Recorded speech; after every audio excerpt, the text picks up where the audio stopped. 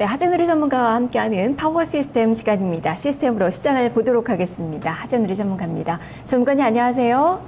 네, 안녕하십니까. 하재누리입니다. 네, 지난주 내내 부진했던 미증시는 이틀째 반등세를 이어가고 있습니다. 우리 증시 반등 기대해 볼 수 있을지, 다만 변수들은 우호적이지 않은 변수들도 많거든요. 전략 어떻게 주시겠습니까? 네, 오늘 뉴욕 증시가 3일 연속 상승을 했고 또 상승폭도 3일간 또 확대되는 모습을 보였죠. 자, 오늘 우리 시장의 전략은 그 환율의 문제를 좀 짚고 넘어가야 될 것 같습니다. 환율을 워낙 최근 상당히 강세를 보이고 있죠. 그래서 환율과 외국인 매매의 상관도를 확인하자, 이렇게 타이틀을 정하도록 하겠습니다. 지금 보시는 뉴욕 증시는 물론 상승의 움직임을 보였고 또 대부분 종목군들이 주요 종목들이 상승을 보였기 때문에 아마도 이런 부분에 우리 시장에 영향력은 있겠죠. 또 야간 선물 시장도 상승을 했고, 다만 오늘 우리 시장이 환율에 대한 부분을 주목할 필요가 있는 부분이기 때문에 이전부터 좀 짚고 넘어가야 될 것 같습니다. 자, 우선 그 핵심 포인트부터 본다면 지금 화면 보시는 게 일자별 환율을 표시한 건데요. 빨간색으로 표시된 것이 우리 원화 가치가 상당히 강세를 보이는 그 모습을 보여주고 있습니다. 아주 수직으로 하락하는 모습은 아니더라도 적어도 강세가 한 40도 각도로 가파르게 밑으로 내려서고 있기 때문에 이만큼 우리 원화 가치가 강세를 보인다면 증권시장에는 분명히 영향을 미칠 수 있는 요인이기 때문에 이 부분에 관련된 종목군들 주목해서 체크하는 거 반드시 필요할 것으로 보이고요. 자, 두 번째는 지금 전체적으로 화면 보시게 되면 일단 10월 들어서 9월 달과 10월 두 달만 비교해 보더라도 10월 들어 거래가 현저하게 줄어 있습니다. 이 거래량이 증가되는 것이 반드시 필요한데 현재는 거래량 증가가 나타나지 않고 있기 때문에 주가 움직임의 연속성 또 지수의 연속성이 상당히 좀 제약을 받고 있는 부분이 있습니다. 이 부분이 증가되는 모습이 필요하다, 이렇게 좀 확인해 볼 수가 있겠고요. 자, 그 다음에 중요한 것은 지금 현재 그 외국인의 최근 우리 시장에서 거래소 코스닥 매매 움직임을 한눈에 보고 계신데요. 시장의 개입 강도가 확인될 필요가 있습니다. 어제 같은 경우는 거래소에 344억, 또 그전에 1,700억, 2,000억대에서 줄어들고 있는 모습을 보이고 있죠. 물론 이제 순매도가 줄어들기 때문에 나쁜 모습은 아닙니다만 전체적으로 봐서 이 시장에 개입하는 강도가 약해진다면 그만큼 시장의 움직임이 제약을 받고 눈치를 볼 가능성이 있기 때문에 오늘 우리 시장의 외국인들이 어느 정도 적극적으로 개입을 해주느냐 하는 부분도 오늘 체크할 중요한 포인트가 될 것 같습니다. 네, 외국인 투자가들의 이 매매 동향 중요하겠죠. 이를 보려면 또 환율의 움직임이 오늘도 너무도 중요한 하루라는 점 살펴보셔야 될 것 같네요. 자, 지지선과 저항선도 살펴볼까요? 하재누리 전문가님, 오늘 시장 어떻게 예측하시는지 차트를 보면서 설명을 해주시죠. 네, 지금 그 화면을 보시게 되면 지금 현재 그 보시는 게 지수를 보여주는 차트죠. 계속해서 음선, 특히 이번 달 들어서는 양선이 나타나지 않는 모습이 계속해서 이어지고 있습니다. 10월 들은 양선이 캔들상 나타나지 않고 있습니다. 그만큼 아침 시초가와 종가를 비교했을 때 종가권의 매수세가 약하고 상대적으로 적극성이 떨어지는 모습이에요. 다만 어제 야간 선물 시장이 0.7% 정도 올라선 모습을 감안하면 한 1955선 정도가 중심 가격권대가 될 것 같은데요. 오늘 밴드권의 하단은 1950선으로 잡겠습니다.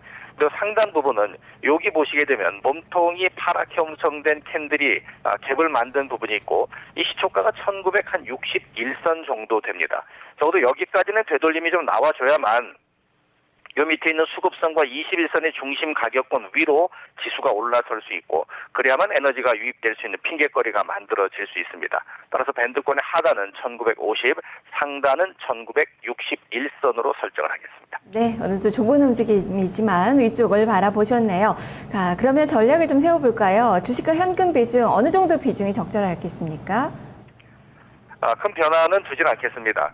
지금 이제 실적에 대한 부분에서도 종목들 탄력적인 모습이 쉽지 않고 또 개별성 종목 쪽으로도 에너지가 많이 줄어들고 있는 부분이라서 탈대 그대로 유지하고요. 다만 오늘은 지수 관련 종목군 쪽에서도 관심을 좀 가져보는, 아마 최근 들어 처음 말씀드리지 않나 싶은데요. 그런 부분도 좀 80%에는 필요할 것 같습니다. 예. 그렇다면 이 80%를 어떤 종목으로 채워 넣어야 될지 관심 가질 만한 섹터와 종목들 알려주시죠.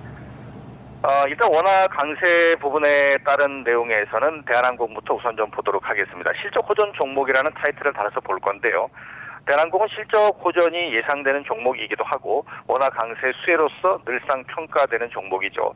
어제 길게 장대 양선을 만들었습니다만 전저점을 정확하게 확인시킨 모습은 어제 장중에도 한 차례 확인됐기 때문에 바닥권에 대한 공감대는 확보되지 않았나 이렇게 좀 평가해 볼 수 있는데요. 자, 수급적인 면을 잠깐 보겠습니다.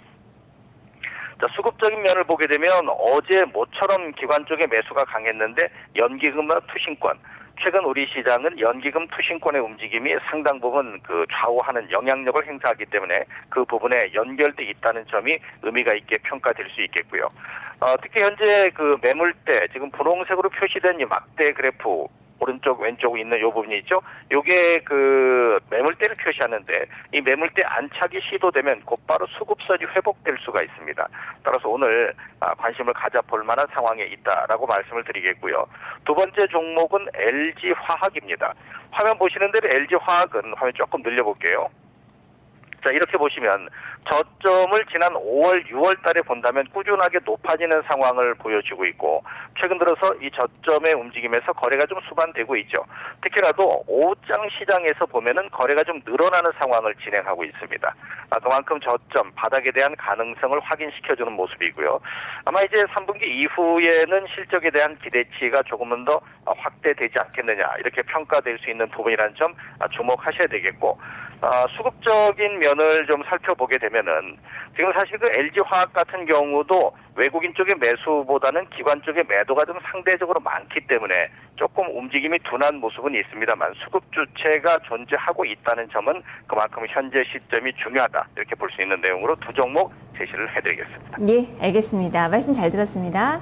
감사합니다. 네, 오늘 차트상의 움직임이나 아니면 수급상의 움직임을 봤을 때 두 종목 다 시원스럽게 뻗어나갈 것으로 기대를 하기에는 좀 어려운데요. 하지만은 기대감을 좀 가져볼 수 있는 그런 자리에 있고 오늘 시장의 움직임이 중요하다는 측면에서 두 종목 점검해 보시면 좋겠습니다. 파워시스템이 골라낸 종목 대한항공과 LG화학이었습니다.